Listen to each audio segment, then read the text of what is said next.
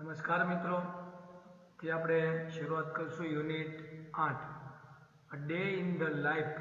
Day એટલે દિવસ, in the life એટલે ના જીવનમાં, ના જિંદગીમાં ઇન્ડિયન ફાઇટર પાયલટ, ભારતીય ફાઇટર એટલે તમને ખ્યાલ છે લડાયક, ફાઇટ એટલે લડવું, ફાઇટર એટલે લડાયક, પાયલોટ એટલે પાયલટ, વિમાન ચલાવે.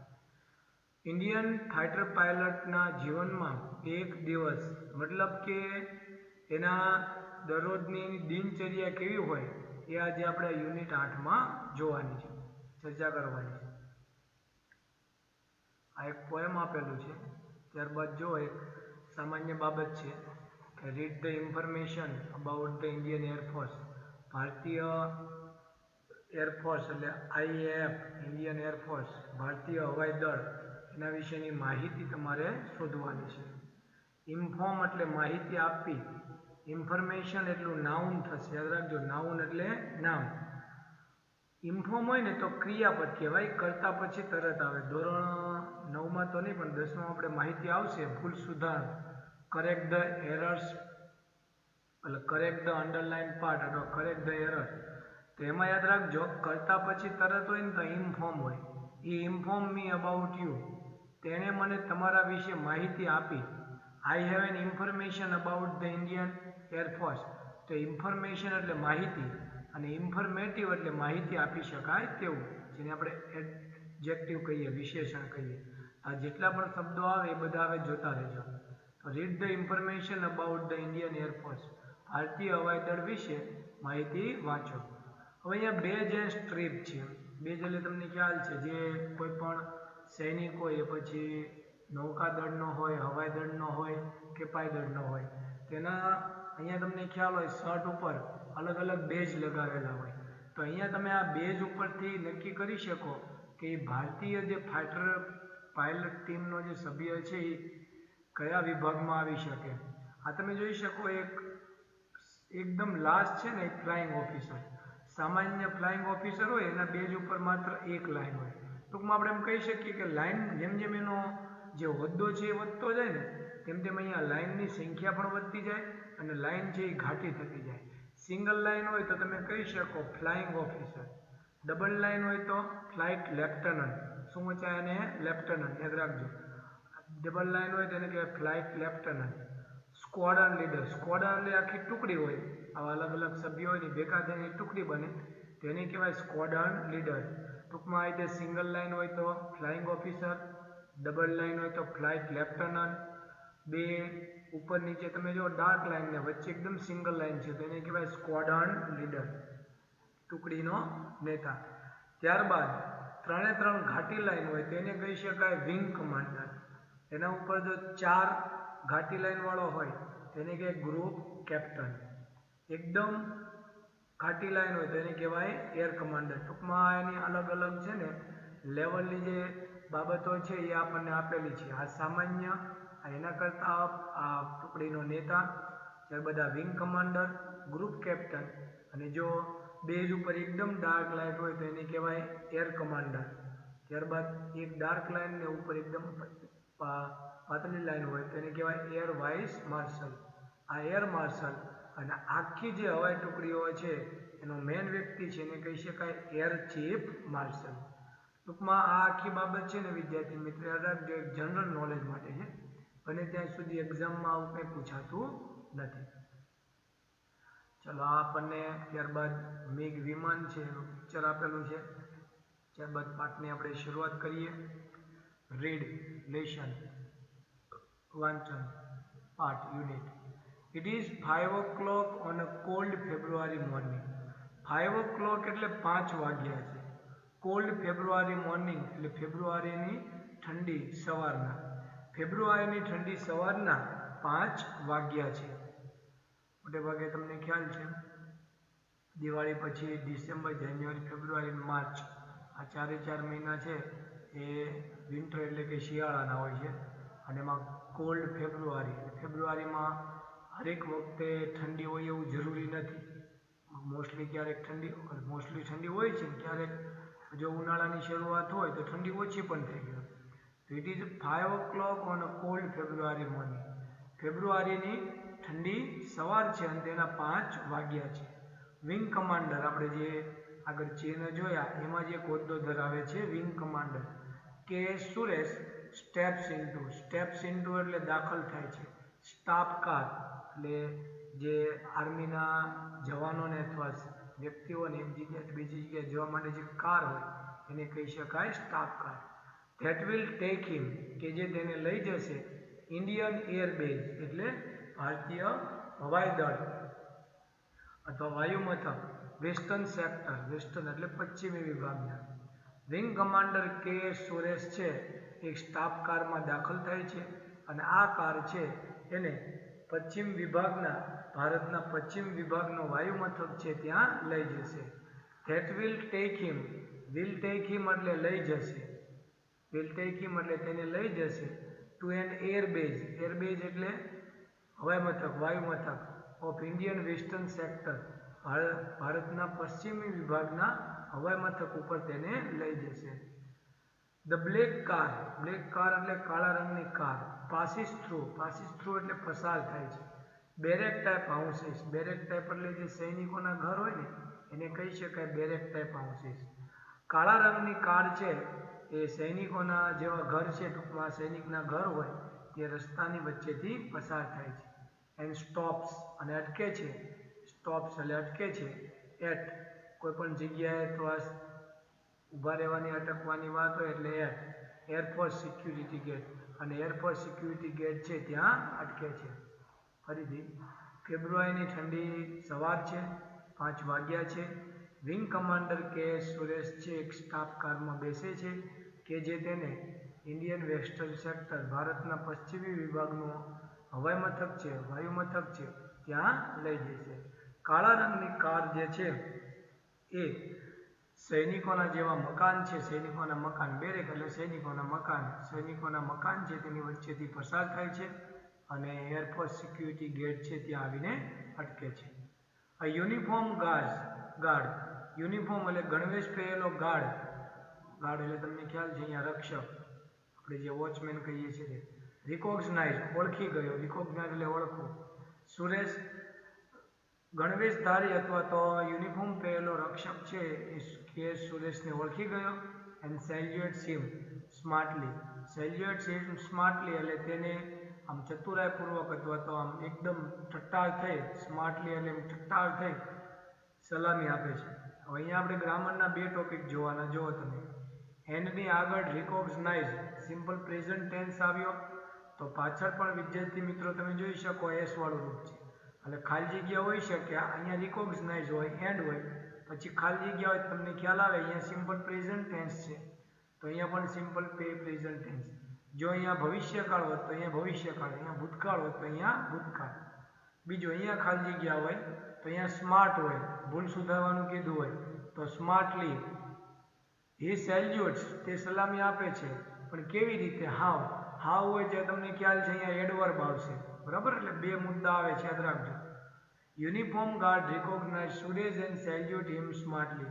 એક ગણવેશધારી ગાર્ડ છે એ સુરેશને ઓળખે છે અને તેને સ્માર્ટલી એટલે કે તેજસ્વીતાથી તો ચતુરાઈપૂર્વક સલામી આપે છે.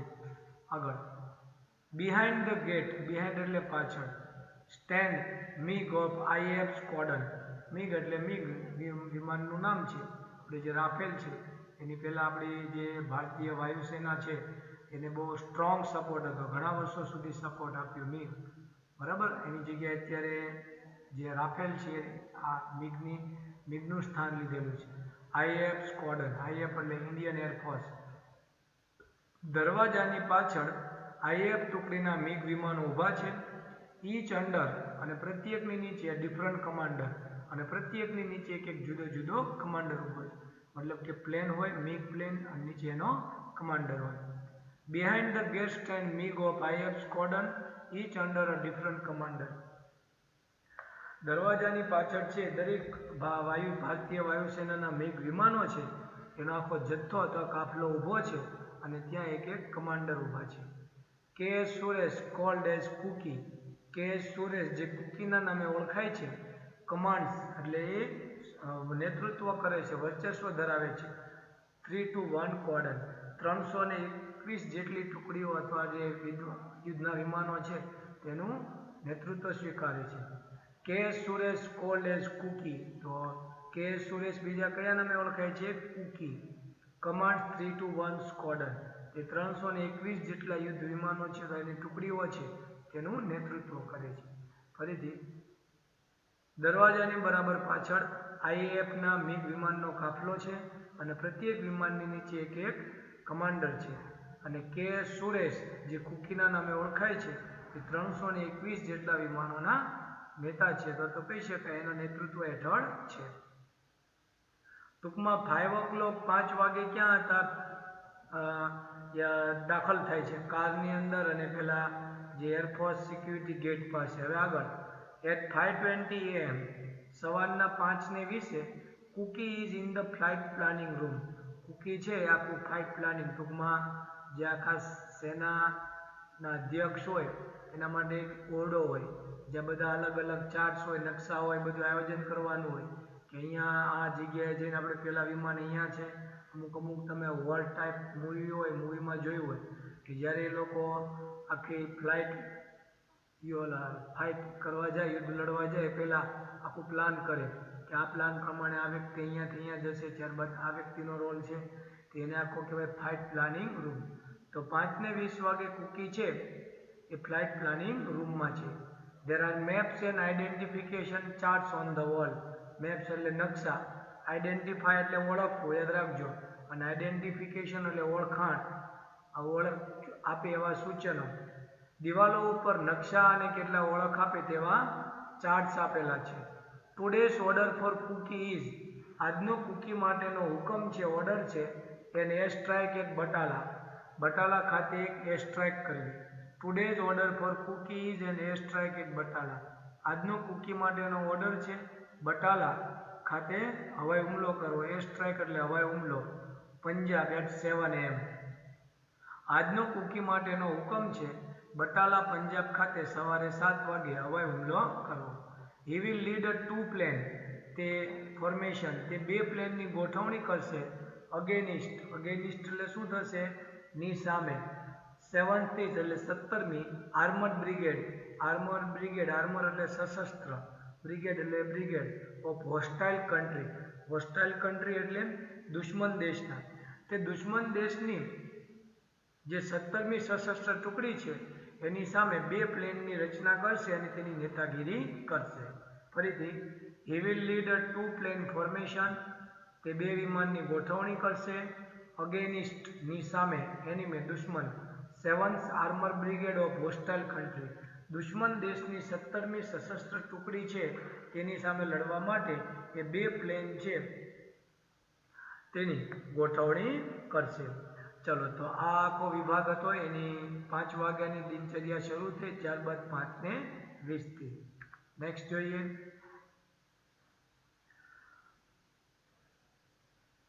ધીસ મિશન, આ મિશન, મિશન એટલે ખબર ને આખું કાર્ય, ઇઝ અસાઇન બાય એટલે આપવામાં આવ્યું હતું, બાય કમાન્ડર હેડક્વાર્ટર. આ જે આખું મિશન છે તેને કમાન્ડર હેડક્વાર્ટર એટલે વડુ મથક, મુખ્ય મથક. કોઈ પણ હોસ્પિટલ હોય એની અલગ અલગ ચેઇન હોય, હોટલ હોય એની અલગ અલગ ચેઇન હોય. જેમ કે તમે મેકડોનાલ્ડ જોવો છો, ડોમિનોઝ જોવો છો, સબવે જોવો, એવી રીતે મોટી કંપની રિલાયન્સ, તો એની હજીરામાં ઓફિસ, ફેક્ટરી હોય, જામનગર હોય, બોમ્બે હોય, અલગ અલગ ઘણી જગ્યાએ. પણ ચોક્કસ એક જગ્યાએ છે ને એનો વહીવટ થતો હોય તો એનું આખું હેડક્વાર્ટર કહેવાય, વડુ મથક. આ મિશન છે તેને કમાન્ડર હેડક્વાર્ટર દ્વારા આપવામાં આવ્યું હતું. વોર ટાઈમ કન્ડિશન, વોર એટલે યુદ્ધ, એનું નિયરેસ્ટ મિનિંગ થશે, નિયરેસ્ટ શબ્દ થશે બેટલ, બેટલ એટલે પણ યુદ્ધ. આર પ્રેક્ટિસ, યુદ્ધ સમયની પરિસ્થિતિનો મહાવરો કરવામાં આવે છે. આજ એકચ્યુઅલી એઝ પોસિબલ, શક્ય હોય તેટલી યોગ્ય ઝડપથી. War time condition R practice as actually as possible. યુદ્ધ સમયની પરિસ્થિતિ છે એનું જેમ શક્ય હોય તેટલું ઝડપથી અથવા સાહિત્ય પ્રેક્ટિસ અથવા મહાવરો કરવામાં આવે છે. ઓન ધીસ ડે એટલે આ દિવસે, Cookie is too busy to worry about the risk.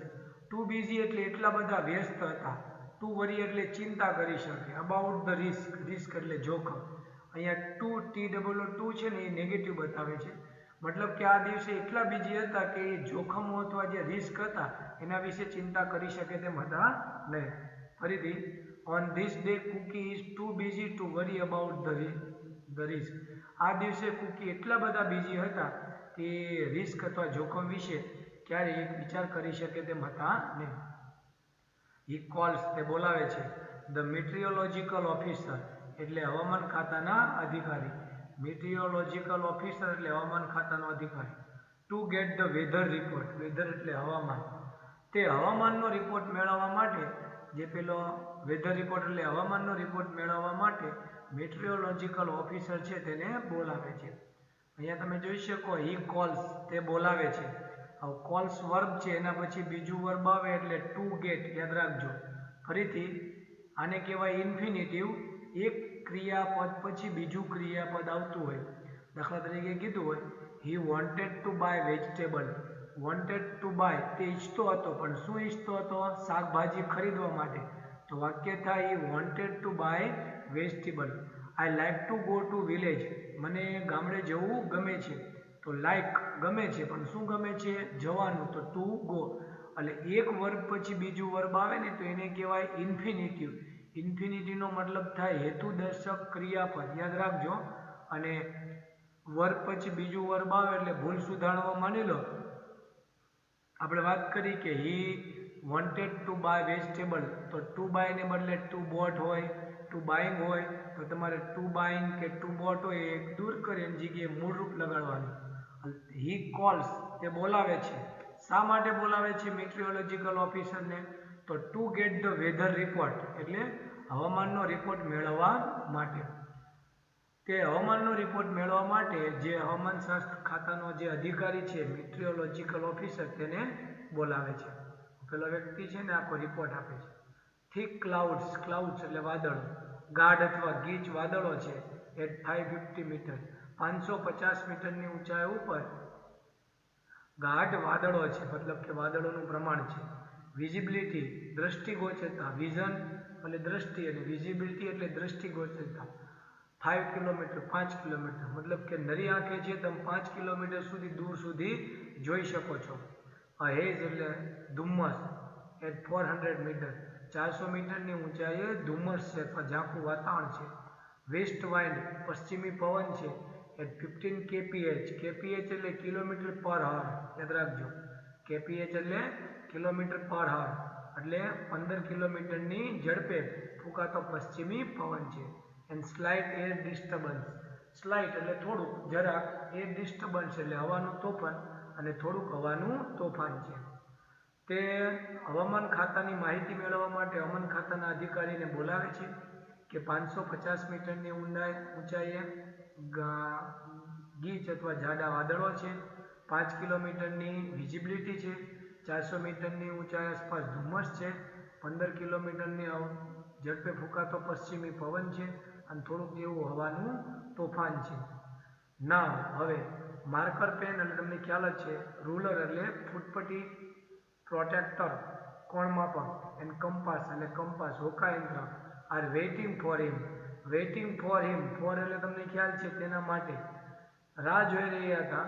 On a long wooden table, લાંબા લાકડાના ટેબલ ઉપર. હવે માર્કર પેન, ફૂટપટ્ટી, કોણમાપક અને કંપાસ એ લાંબા લાકડાના ટેબલ ઉપર તેની રાહ જોઈ રહ્યા હતા. આર વેઇટિંગ ફોર હિમ, તેના માટે રાહ જોઈ રહ્યા હતા. Cookie takes out, takes out એટલે બહાર કાઢવું. ટેકની સાથે પ્રેપોઝિશન્સ છે.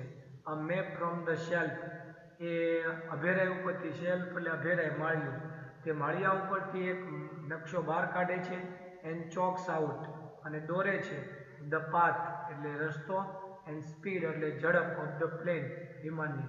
અહીંયા ગ્રામરની આખી વાત કરીએ તો તમે જોઈ શકો એનની આગળ ટેક્સ આઉટ આવ્યું તો પાછળ ચોક્સ છે, બરાબર. કે કુકી છે આગળ ટૂંકમાં સિમ્પલ પ્રેઝન્ટ ટેન્સ છે તો પાછળ પણ સિમ્પલ પ્રેઝન્ટ ટેન્સ છે.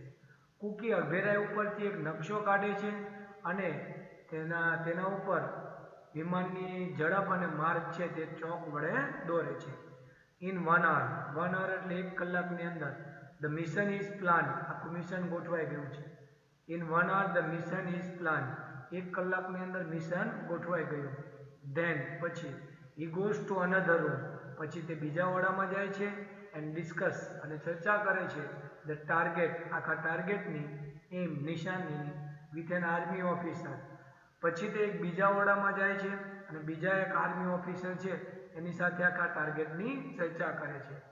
સ્ક્વોડન લીડર એટલે સ્ક્વોડન લીડર ટુકડીઓનો નેતા, બંડલ ત્યાગી મતલબ કે આ બંડલ એટલે નકામો નથી, નકર અમુક કે આ બંડલ એટલે નકામો.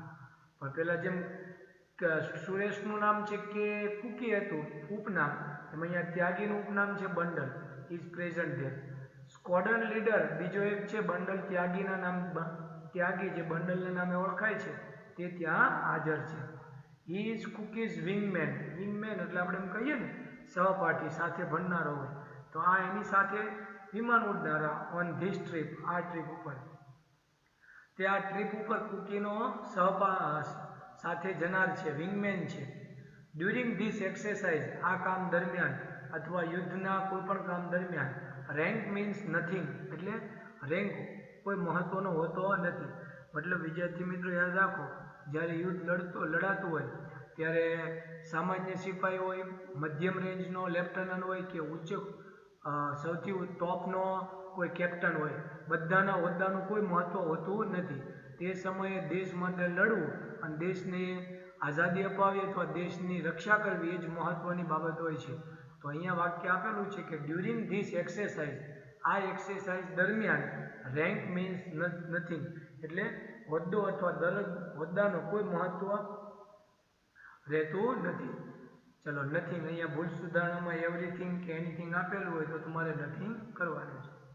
હવે આજે એક તો ભાષાંતર છે એનો વ્યવસ્થિત અભ્યાસ કરો, અને બીજું આ જે 8મું યુનિટ છે વિદ્યાર્થી મિત્રો, આગળ તમને ખ્યાલ હોય તો આપણે 5મા યુનિટનું ભાષાંતર લખાવ્યું હતું, બરાબર, થોડુંક ટફ હતું. તેમાં 8મા યુનિટનું ભાષાંતર છે એ પણ તમારે લખવાનું છે. સાથે સાથે આપણે જે શબ્દો આપીએ છીએ એ પણ વ્યવસ્થિત લખીને તૈયાર કરવાના છે. અને એઝ યુઝલ રેગ્યુલર જે ક્વેશ્ચન્સ આપીએ છીએ એના આન્સર તમારે મોકલવાના રહેશે. એટલે હોમવર્કમાં ભાષાંતર એકવાર ત્યારબાદ જે શબ્દો આપીએ છીએ તે અને ક્વેશ્ચન્સના આન્સર. અસ્તુ.